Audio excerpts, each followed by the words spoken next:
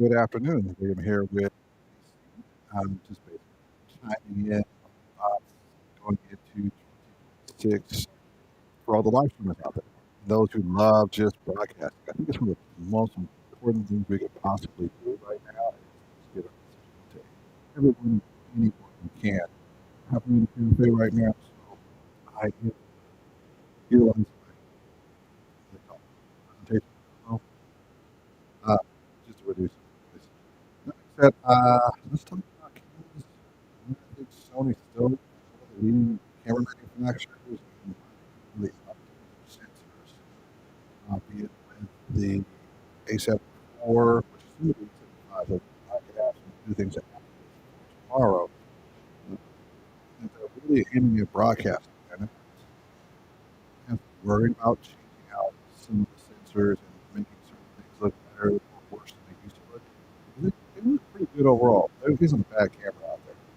Just like what somebody's trying to do is set themselves up to be the ultimate live streaming tool for the future.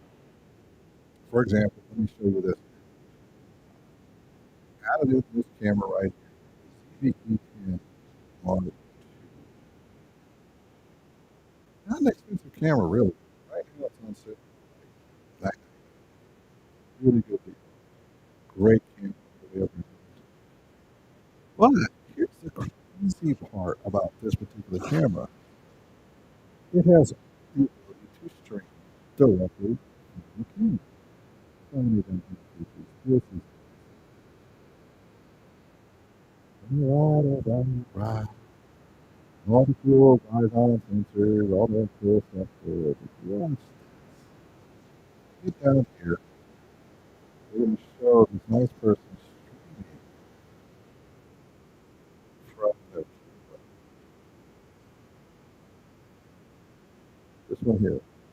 So they show this person streaming from their camera. Why is that important? It's because you can now stream directly to YouTube, not from your phone, but from like a really nice camera at $1,000. 1100 with the kit sensor, and have all the cool mics, have all the cool stuff. I just think that's one of the most interesting things that you have available now when it comes to just streaming in general. And how Sony's doing this is through the Creators app. If you've not owned a Sony, then you've probably never heard of the Creators app. The Creators app goes into your cell phone or it goes into your desktop. Mainly it's for your cell phone or your tablet. And doing that, you have the capabilities of turning your camera into a broadcast piece. A couple steps we need, of course, so let's kind of go through those steps real quick. Show you how to do it. Remember, this feature works in a lot of cameras too. So A7 IV, I'm going to go through this one. With the A7 IV, the incoming A7 V, the FX2, the FX3, the FX30, the ZV-E10 Mark II, the Burano, the FX6. I mean, when you look at that laundry list of cameras that everyone's got out there now that's in their studios, you can kind of go out and be any place and live stream anything you want, whereas before you couldn't do that. And I think that's a huge, huge benefit that a lot of people just don't get an opportunity to really jump into and understand just how beneficial that is for you. Because not everyone has the ability to just live stream. I think about this now because it used to be you had to have an A10, a switcher, a computer, and all the rest to live stream. And then now for $1,000, you get a really nice camera, put any layers you want on it. You can put nice audio like what I got here today with the Rode Wireless Pro system, DJIs that are out there, wired system. If you've got like a nice um, AV situation going on and you just wanted to dive in and live stream, you could. Or If you're a someone who actually does production every day, you could have a camera like this, or say an FX6. Let me pull up one of those real quick. An FX6, and you could have a client who wants to live stream from their their FX6 at the same time as you're part of a stream. And I know that sounds kind of weird, but I mean, if you've got the ability to stream with an FX6, I think that's just phenomenal. I mean, you're able to share with it. You're able to just stream anywhere you want to stream. So you take a camera like this one here, which is the FX6. Beautiful camera. These are like, wow, they're almost 9 grand now. I remember when they were 6 grand. Tariffs. I love tariffs. This camera here can stream, and it can't just stream normal streams. It can stream SRTs or RTMP. Now, RTMP is just normal. So if you are a linked streaming person, you have to use an RTMP or third-party software. A lot of you are on Rumble. You have to do the same thing. You have to use a third-party app or an RTMP, which is a stream key. But the ability to stream directly onto a camera in an SRT is completely different. If you have a client like ESPN, Fox affiliate, or Fox National, AWS clients, they're going to send you something called an RTMP, which gives you all the stuff. UFC. In fact, I had to lose it 2 years ago. I lost this client over the SRT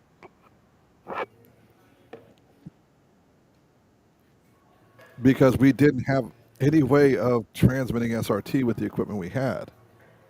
And this client was for the UFC in Central Washington. It was like, man, I just lost this client. Now I can actually do it, and I can do it from a single cam or multiple cams anytime I want to. Let me add this here. So this is the FX6. I thought I put it up, but I didn't.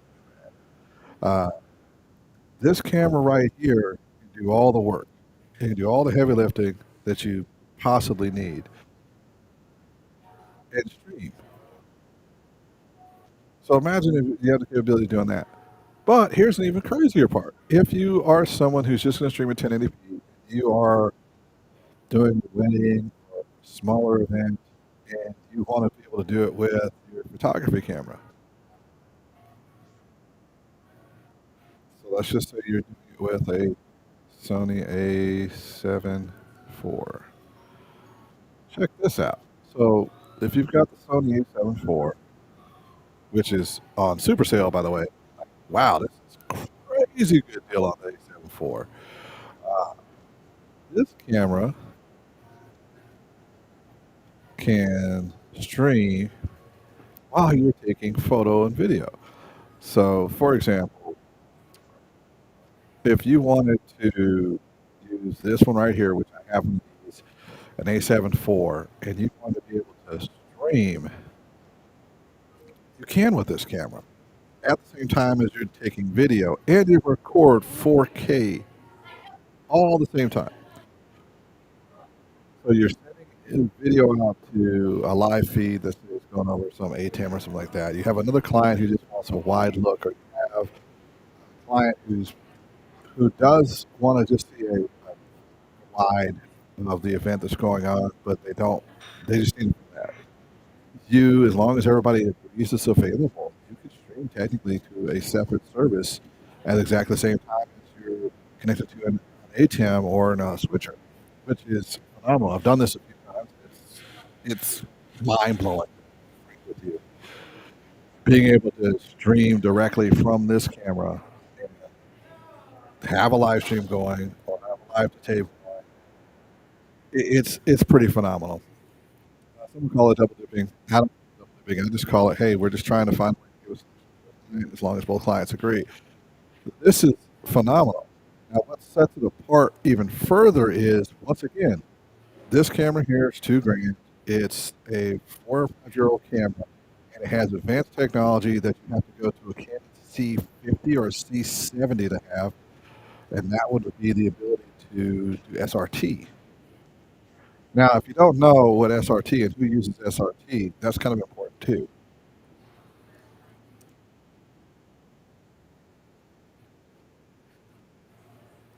So let's talk about SRT streaming. Uh, cast record. Who's using it? Let's pull up the AI page. It it's just do a random AI look here real quick. So if we were to say looking at our random AI look, and I just did a quick AI search, you'll find that the NFL, ESPN, news outlets, technology companies are all using SRT. You've got aerospace and defense using it. You've got certain educations using it. Basically, because it's more secure, it's more reliable, less issues, but a little bit more complex to set up. And generally, you need to have a computer, and it's going through, say, like vMix or another type that uses SRT software. But now it's done in the actual camera. This is completely unique to the Sony brand for under the $3,000 to $5,000 range. Now, Panasonic, which I just found out recently, their recent update, this update too came from Sony, was a recent one this year, now can stream from the cameras. Sony at first, most of the year was exclusive to being able to stream from the cameras in the prosumer level, non-commercial. Now, Sony can do this, but Panasonic can't. Canon can't. Getting into their C50s and C80 and all the other components above. So you really are looking at a completely unique situation when it comes to these cameras and what they can do, how they work. I know this is cool because for someone who's in production like myself and yourself, who may be watching this, it's really just a phenomenal way to just jump ahead and have the ability to really, really see and use these cameras for what they're capable of being used for. Now, I I hope that this is somewhat entertaining and understanding, that we are to the point now where we can have live streaming from our camera. We don't have to use our cell phone. 'Cause, I mean, I use a cell phone to do live streams all the time. I use it all the time. But I don't want to always use a cell phone. There are certain events I just want to be there and live stream some really cool stuff, use my nicer camera, my nicer lenses, get a nicer look. And being able to do that with Sony is freaking awesome.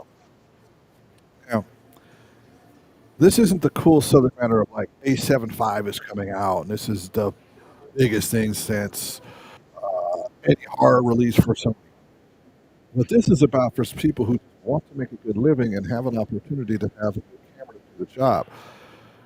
For example, say you're doing the show for an ABC affiliate, a CBS affiliate, a Fox affiliate, local area, and they need to have something transmitted to them. And that happens all the time. We get like transmissions done all the time. We have live feeds. You can do that with these Sony cameras. You can get a LAN connector that connects to the camera. You can get a Ethernet connection. And you can stream, or you can do a wireless version of it too. So it's really your choice. I think that's pretty phenomenal because who would have thought that you could just jump in, do whatever you like on these cameras, and be ahead of the scale. And this is why they're upgrading it to the new 8K and to the Open Gate. They're focusing completely and utterly on broadcast. And I think we're going to find this to be one of the more surprising things when it comes to what Sony's doing. Because you would think Sony would want to stay fixated on doing the best job they can with getting these live streams to work, with getting these new cameras to work, with getting the new 8K, the 6K, the all the different facets out there when it comes to being the best camera on the market. But imagine this. You know you can do the 8K sensor because it's sitting inside of a Panasonic camera. You got the partially stacked sensor that Panasonic bought from you that they're doing phenomenal work with. So you know you could upgrade at any point in time. And then you decide, I'm not going to do that. I'm going to focus on something altogether different, which is fully being capable of doing broadcast. And I'm also going to be looking at the other tools that we could add to the camera based on what people are doing. Now, the second part of this discussion is going to be the monitor and control app. Now, if you haven't had an opportunity to play with the monitor control app, then we're we're going to surprise you here. First and foremost, let me pull this up. Monitor control.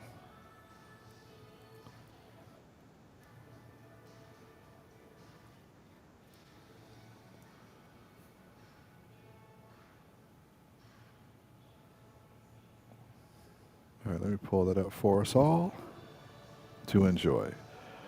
Now, I know this isn't like everyone's cool live stream. This is my live stream. I love talking about this product stuff. So let's talk about this. If you got something to say in the comments, I'd love to hear from you. Let's do this here.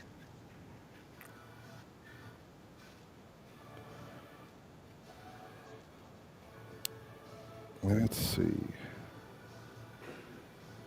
We're going to go to monitor control. Now, there are plans for this. It's free. There's a free plan, so don't worry about that. These are the models that it can be used with.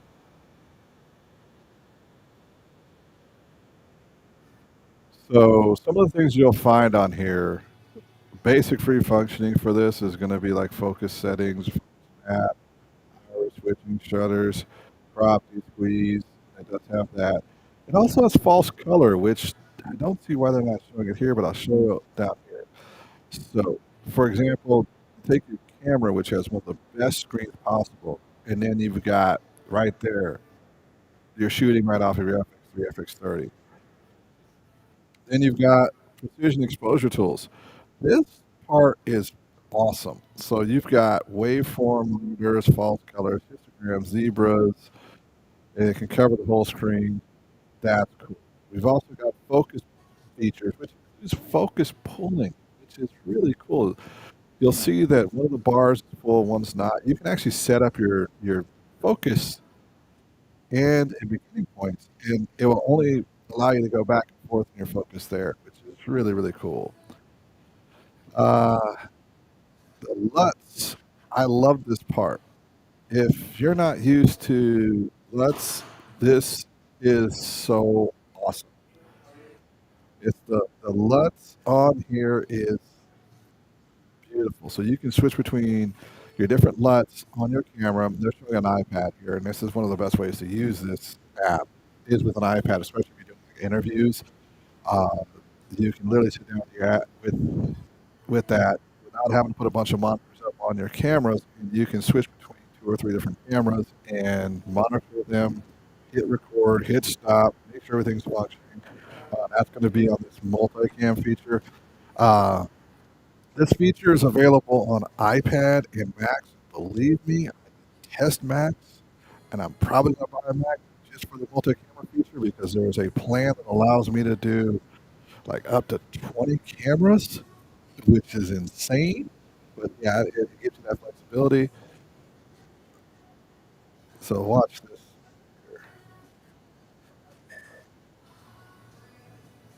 And then here's the details. You got multi-camera operation here. Check this out. So you can do a single camera and up to four different cameras at once. You got to have an iPad, and if you do the premium plan, you can do up to 20 cameras. You can switch between a single view and multi-camera operation. So you're really working a two-person crew to make everything happen. Such a way, brother. Take a seat. The coffee shop, man. Just having some fun. Doing a live stream.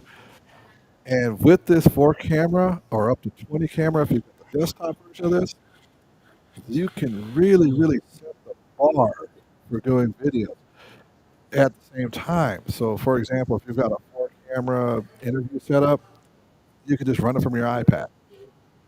You don't need any wires either, so this can just run off of a hotspot that runs between all the cameras, or you can run it a wired way too. I would recommend wired, but run off a hotspot. One thing I have found out using the iPad is you have to have a data version iPad to just run with just an iPad. If you are running an iPad with no data, I'm going to recommend that you do get like a wireless router, or I only say that because iPhones will let you use them as a hotspot access point. Or if you're a Samsung user or Android user, use a hotspot on there because then it works as an access point. For some reason, unless Apple has done a quick new update, you can't use it as that particular tool. Oh man, once again, I forgot to add that in there. Uh, One man production is not the way to do this. So let me try again here. Ah, forgive me. I had everything up there. When you do a one man production, you'll make mistakes. So please forgive me. Um, let's look at this real quick. So going back to being able to use the multi-camera feature is if you've got a Sony, you can run up to 20 cameras off of a desktop, or you can run four off of an iPad and do a four-person camera interview. It really helps me with like two people. When I'm doing it, I have two phones, so literally I just hook up each camera and I can look at the exposures, tap record on those. I can see the LUTs on those, and then I'm done. Speaking of which, all the stuff I talked to you about wasn't there for you to see. So that's all. Let me go up here and show you that stuff one more time when I'm talking about when it comes to monitor control. So in monitor control, you have the ability to take your cell phone or an iPad or a tablet, and that's your monitor. You don't have to buy a $1,500 monitor, $3,000 monitor to function your camera.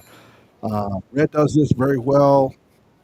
Blackmagic Design does this very well, and Sony does this very well. Where Sony step with this over Blackmagic Design or Red type cameras is they add in multi-camera functionality.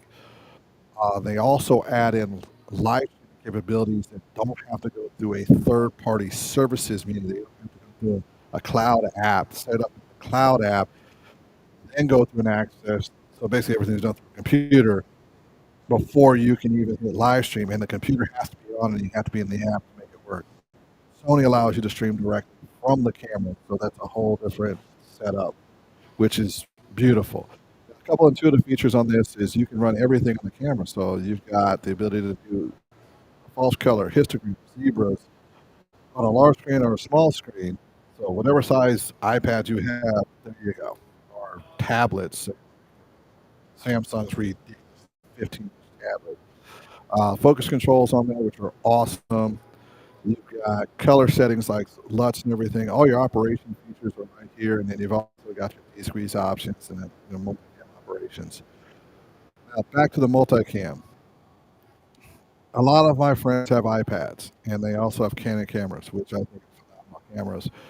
They just don't have this capability. So imagine you have a tablet, like an iPad of any type, and you wanted to run four different cameras at once. Remember, it has to be an iPad. If it's not an iPad, kind of like you don't get the love per se. But with that, you're you have a huge advantage when you have iPad. You're able to run four different cameras at the same time, sync them, start the record, see the LUTs, do your exposures, do your white balance controls, do your histograms, do your false colors for all four cameras with one device and one monitor too. And these iPads are really set up to have the cleanest looking image, so you actually see what the image is gonna look like on an iPad or on a high end screen because they have the best color. I'm not even an Apple fan.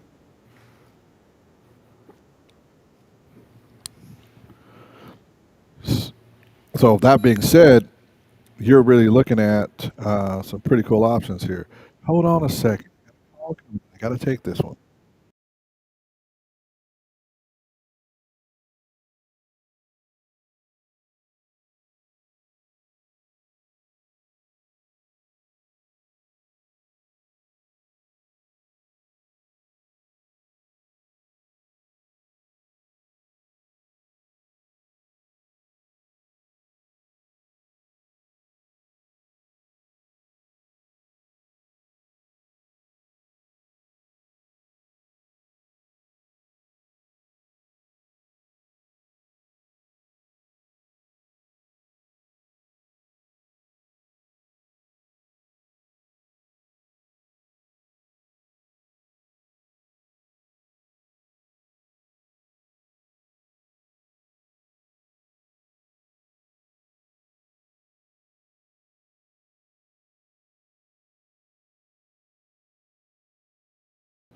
Hey, hey, hey, hey. So I've enjoyed doing this live stream. It's been fun. I've messed up a few things because I'm trying to do too many things at once. I will continue to keep doing these. I will make these a little more perfected. Being a one man studio where I'm in front of the camera sucks. It's easy to do it when I'm behind the camera because I'm like, this is all breathing to me. But it's difficult when I'm the one who's in front of the camera. So Uh, thank you for all those who watched. I want to get really in depth on some of this broadcasting stuff because I think right now that Sony has the best product, but a lot of people are still thinking that with these new launches of Canon and everybody else, that oh my God, they're going to dethrone the king. To me, the king is still Sony because the quality is still there. The major issue that people are running into is they just want the coolest new open gate thing and all that, but in the end, show me open gate on YouTube. It's not very often in a live stream. And if it is, it's not going to look completely right. And maybe the software is ready for it. I don't see one. And the long story short is, as much as we want it to be the new way to go, it's not. Most people are not going to set up their cameras to have safeties so you can see them. And then they're going to go, well, I shot this. I got 10 times the post work that I would have had if I just did a vertical and a horizontal. That's going to be kind of the pain in the butt. Now, if you're a YouTube creator and that's all you're doing, I don't blame you. But if you are someone who has to turn in video after video after video after video after video after video, and say you're getting 300 to $1,000 for the day, and you've got to rip out as many of those as quick as you can, you're going to find yourself in a situation where you're just like, man, this is a lot. But anyway, uh, it's been cool being on here. We're going to start going into more and more of these live streams. I'll be doing one every day. We'll get to a calendar time probably by March. But right now, the studio that I had is being closed down.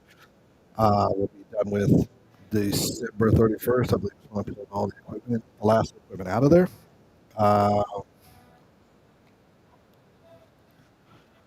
which sucks.